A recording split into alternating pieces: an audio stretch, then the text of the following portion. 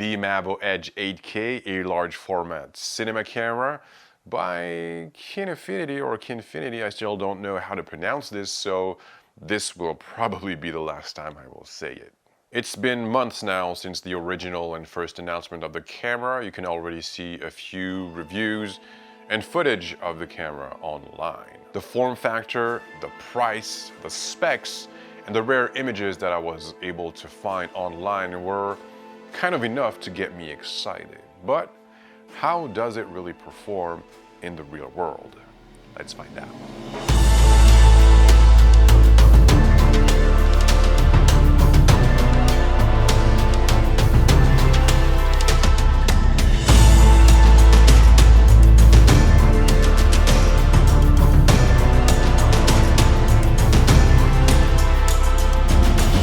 Took me some time to make this video because one, I hate rushing things, and two, recently, the past months, things around me were constantly changing, so I was unable to commit to a deadline. 8K 70p CMOS imaging sensor in a carbon fiber camera body. 92 FPS at 6K wide or 145 FPS at 4K wide. Multiple flavors and frame rates depending on the image format. You won't always get the same FPS options.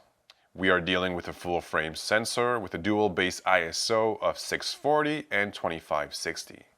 The Mavo Edge has an internal motorized full spectrum electronic neutral density filter. It also has a dual SSD media slot that will record your Apple ProRes 4444 XQ media files. Professional audio connections, I powered my camera with a V-mount battery and even with an NPF to V-mount adapter with two NPF batteries. Now a little bit of context because yes, of course, this is not a camera for everybody. I have to kind of explain why I'm actually considering owning such a camera. I've been experimenting with video again the past 2 years.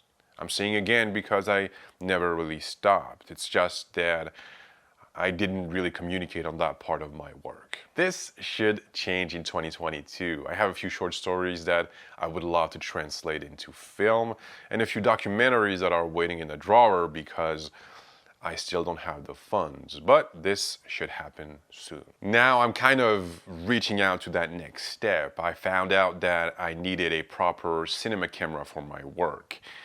How do I want to work? Where will my videos be seen and what kind of image do I want? These are some of the questions that I asked myself. I needed something modular, something I can rig, enhance, and use on a professional film set. But most importantly, I needed a camera that I could use regularly and that I can operate myself.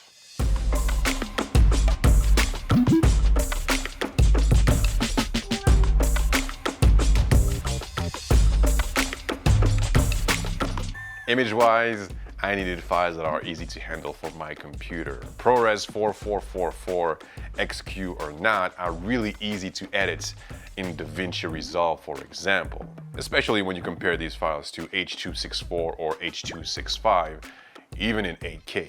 In the first announcements, KINEFINITY said that they would provide their own RAW codec with this camera. Then it changed. It became ProRes RAW.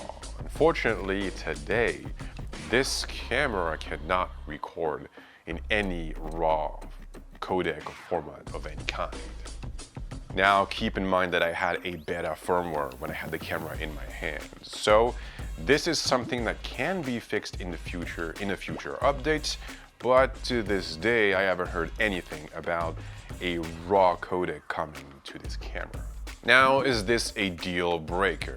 I don't think so. You know, ProRes 4444 XQ, that's a 12-bit file, and this gives you plenty of room to work with. I believe that most of the creators out there, especially on the internet, don't need that much information in their videos. I had 3 lenses, KINEFINITY's own PL Mavo Prime lenses, the 25, 35mm, and 75mm lenses. This set alone is perfect for most of the stuff that I currently make. The camera is easy to operate. You don't have hundreds of buttons on the body, and they are easily accessible. Navigating through the menus of the 7-inch screen monitor makes operating a no-brainer. The bright monitor is gorgeous. Waveform, focus speaking, false color, histogram, and so on, it's all there. I love the bright monitor, but I wish I was able to test this camera with a proper viewfinder too. It's a beautiful camera inside out. It delivers a gorgeous image. You can see that they are aiming at red cameras and RE cameras. Maybe a little bit more RE than red. They are claiming 14 stops of dynamic range, even a little bit more, but this is something I cannot verify. I don't have a lab to test it. But more seriously, the highlights, the transitions are smooth, and the dual native ISO lets you capture clean images in almost any situation.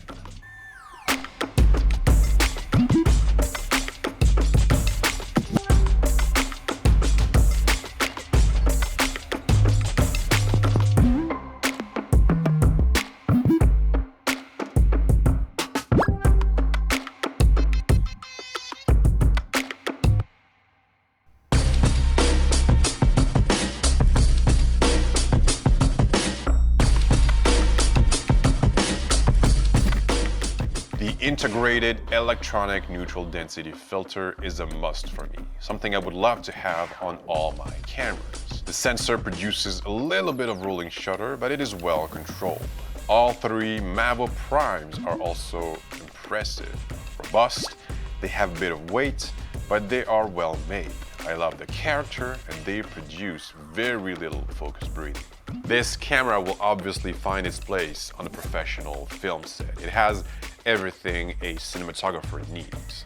But you can also use it all by yourself, run and gun shooting. If you are into documentaries and micro short films or little commercials, then this camera might be the camera for you. Again, I didn't have the final firmware of this camera, so I had a few glitches, especially with the XLR connections, and the menus while navigating were a bit slow at times. But this is something that can be easily fixed in a future firmware upgrade. I kind of understand the people that are complaining about the lack of a proper RAW codec in this camera, given the price point. I mean, this is something that you would expect. But on the other hand, when I look at some of the documentaries that I watch, some independent films, some of them are not shot in 8K, and most of them are not shot in RAW at all. So if a ProRes 4444XQ 12-bit file is not enough for you, then maybe the problem is somewhere else. I really enjoyed working with it. I personally don't need 8K and would only use the 4K and 6K options for 99% of my work. The 6K and 8K are an option for any VFX work or any shot or sequence where I know there will be a bit of stabilization or some heavy cropping. During the past 2 years, I've been working with mirrorless cameras, DSLMs, and as a photographer, it's a joy having a camera doing both. But the options are limited, and adding multiple accessories to your small mirrorless camera will soon make it impractical to use. Plus, you will be far from the results you can get from a proper cinema camera. So it all comes down to you, to the type of work that you do, to what you expect from a camera and what you can cope with.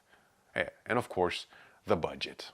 So here we're talking about around 12K, 12,000 euros, depending on the accessories, on the package that you will get.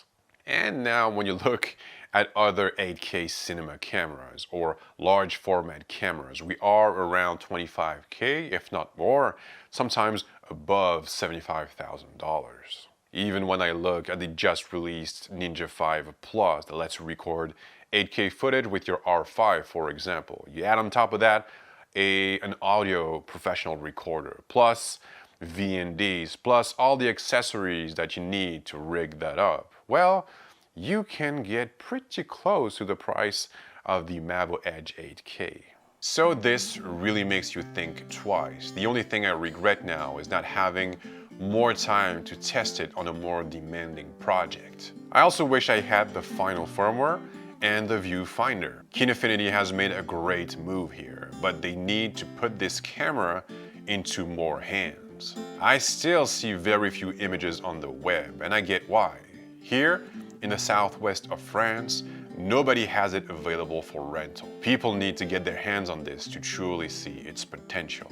I'm excited to see where things go. I really hope there will be a bright future ahead for the Mavo Edge 8K. So, what is your go-to cinema camera or your dream cinema camera? Tell us in the comments below. That is it for me now. I really hope that you enjoyed this one. I guess that I will catch you in the next. But until then, take care and please, please have a good one.